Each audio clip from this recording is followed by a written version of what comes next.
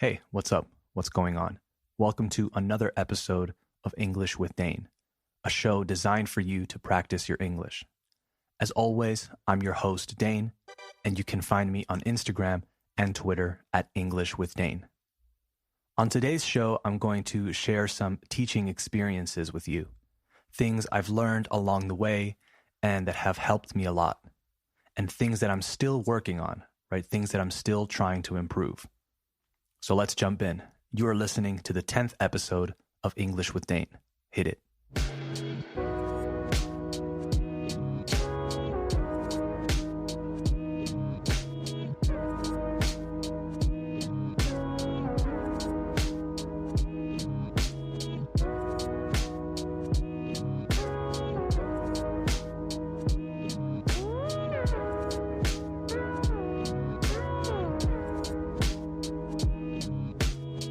So I had a conversation with someone who was just starting as a teacher, as a kids teacher, and they asked me for tips, right, for advice.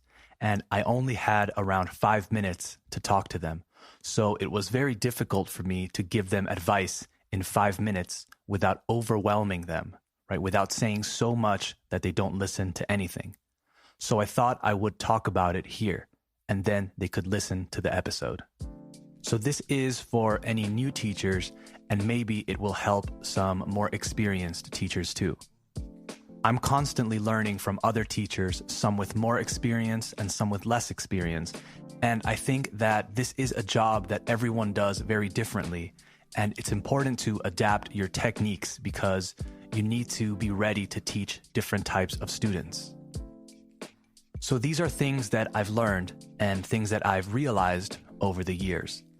Things that I've done wrong, things that I've done right, and things that have made my job more difficult. By the way, this is something that I've talked about before when I had a different show, but I haven't spoken about it here on English with Dane.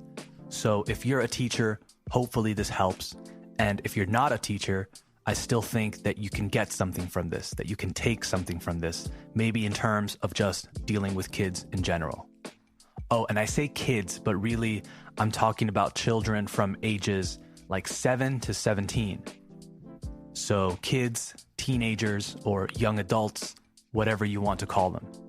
I have different advice for different ages, but I think in general it translates, right? In general, you can apply these things to most ages, and even adults sometimes. But for now, let's focus on kids. So the first thing I've noticed with new teachers is that they're often scared, right? Sometimes terrified of teaching kids.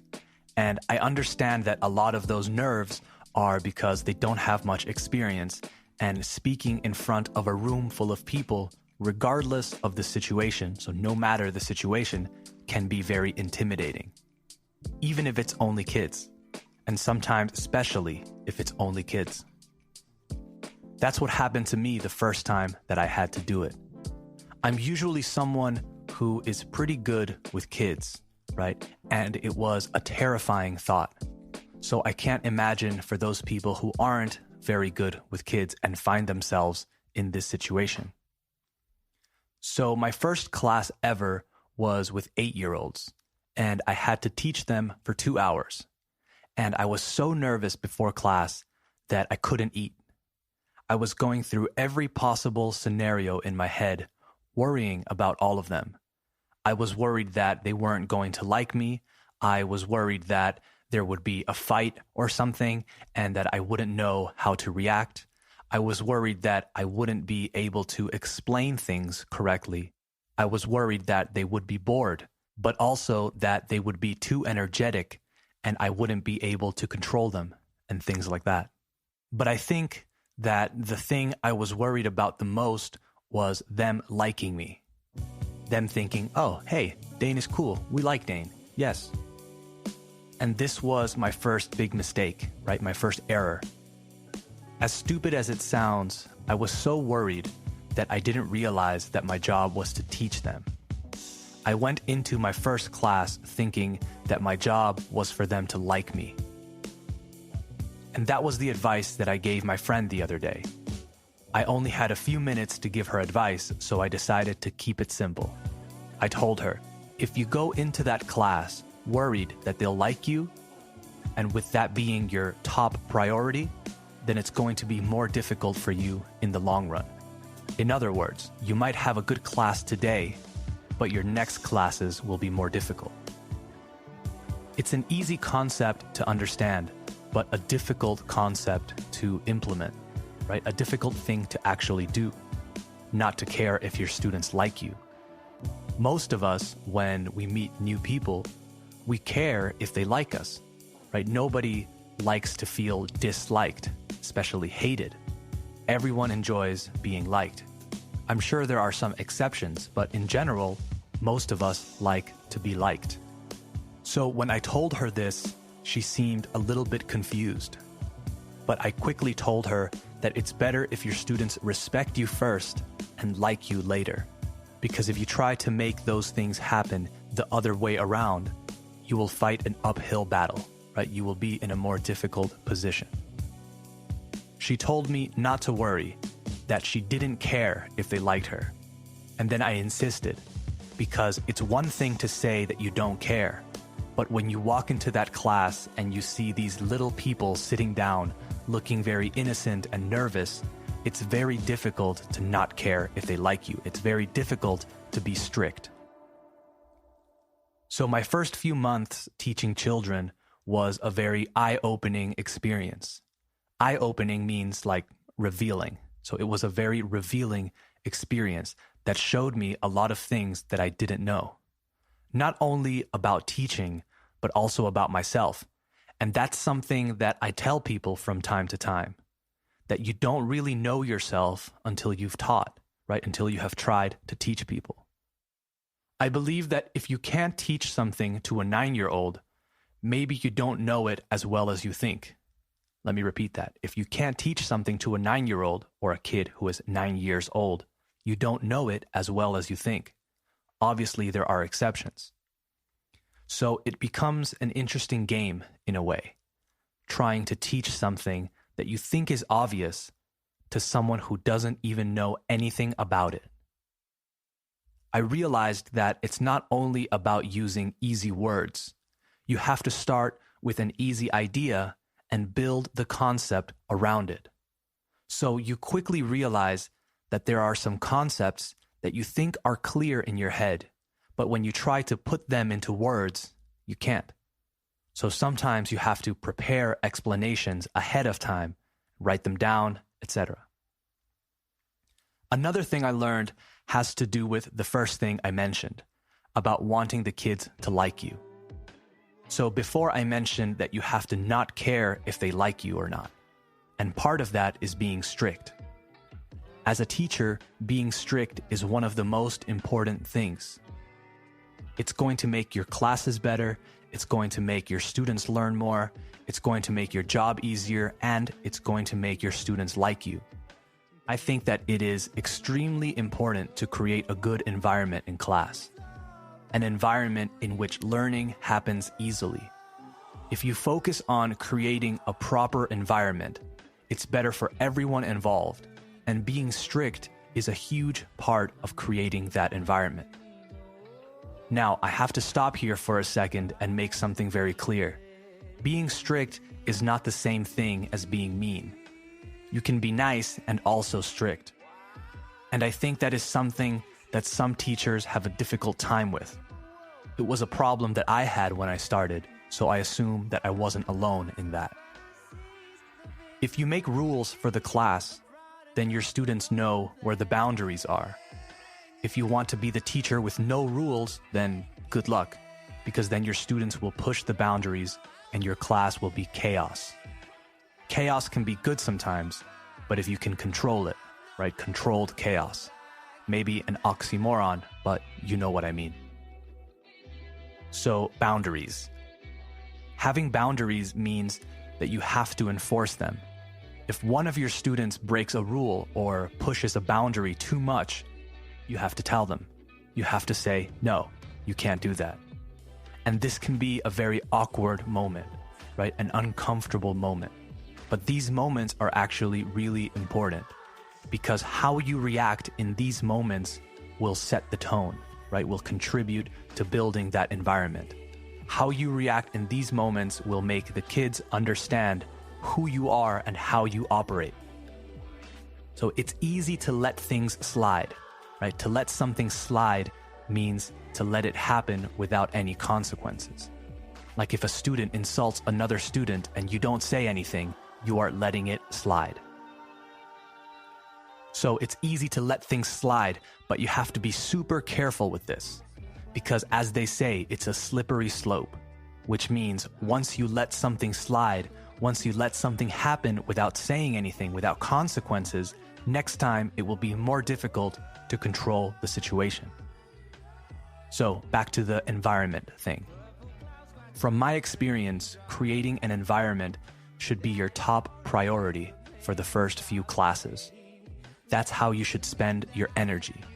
Then, down the road, or later, you don't have to worry about it as much.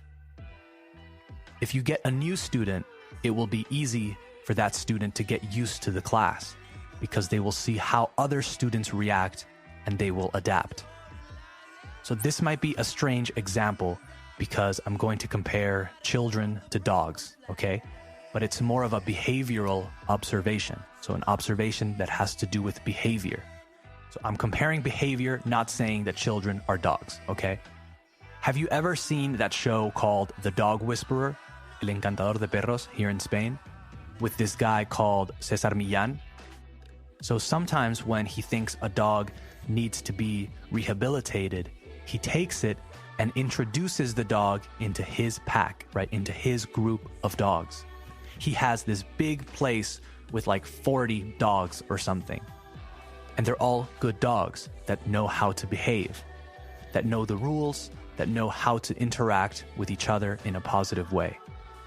The new dog usually comes into the pack with this different energy, right? Maybe some negative energy. And after some time, the dog is just another happy dog in the pack.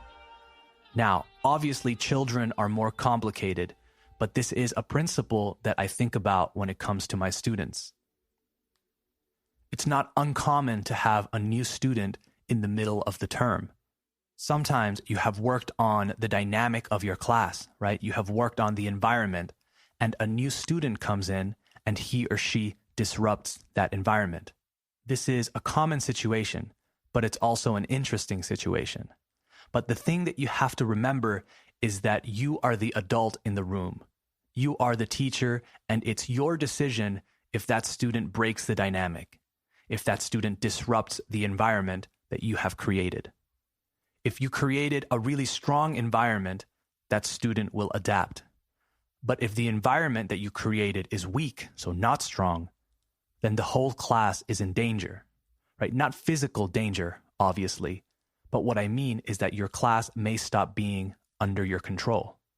I've seen this happen with other teachers, and it's happened to me as well. I think with time and experience, you understand how to treat different types of children or teenagers or whatever. And you understand what tactics to use with each one. I'll give you an example. Let's say that a new student comes into my class one day. He or she walks in and it's immediately uncomfortable, right? Let's say it's a boy for the sake of the example. So he walks in and it's immediately an uncomfortable situation. I see that my students are already making up their mind, so deciding if they like this person or not. I can feel my students feeling that, you know? When I have a new student, the first thing I do is I look at the reactions of my old students. I don't stare at the new student like the other kids do. I'm looking at the reactions of the group because they are the ones that are used to the environment. And it's this environment that I'm worried about, that I'm interested in protecting. It sounds like a nature documentary, I know, but sometimes it feels like one. So the new student walks in and sits down. I always get up and bring a chair to the table if there isn't a chair around. I introduce myself, and then I have the other students introduce themselves as well. Then I ask the new student what they like: sports, music, TV, movies, fashion, I don't know, whatever. Because chances are that other students also like one of those things, and they immediately have something in common. If they say, I like tennis, then I'll say, oh, this person likes tennis too. Cool, you know? It sounds silly, but this kind of thing is important to start to introduce a new student to the group, or to the pack if we're continuing with the dog's metaphor. Then I continue the class as I normally would. But as I'm doing this, I'm keeping an eye on the new student. So I'm observing the new student to see how he reacts to everything and everyone. I can usually tell within the first 5 minutes or so, depending on the student. Now, if the student starts speaking out of turn or starts disrupting the class, I maybe let the first one slide because, maybe it's nerves. Some kids react to being nervous by being disruptive, right? Like they're testing the waters. The next time, however, I might have to stop the class real quick and say, hey, we don't do that here, all right? So stop. And I'll say it with a very serious face and with a lot of eye contact. I know it's uncomfortable for everyone, but it sends the right message, right? Not only to the new student saying that he needs to adapt to how we do things here, but to your old students too, because it reaffirms what they are used to, right? A lot of the time, old students are intimidated by new students. And I notice this because some of my more vocal students will suddenly be less vocal. They become more shy. Suddenly, the funny students aren't making jokes. So by acting with confidence and being strict and serious and showing where the boundaries are, you regain control. And even if you hadn't lost control, you reaffirm control. Again, it sounds like a nature documentary, but I think that there are a lot of similarities. Okay, that's the show for today. I'll share a few more ideas with you on the next show, episode 11, which will come out on Friday. So don't forget to tune in. In the meantime, subscribe to the show if you haven't. And remember, the best way to support the show is to give it a 5-star rating on iTunes and leave a review. All right, talk to you soon. Bye-bye.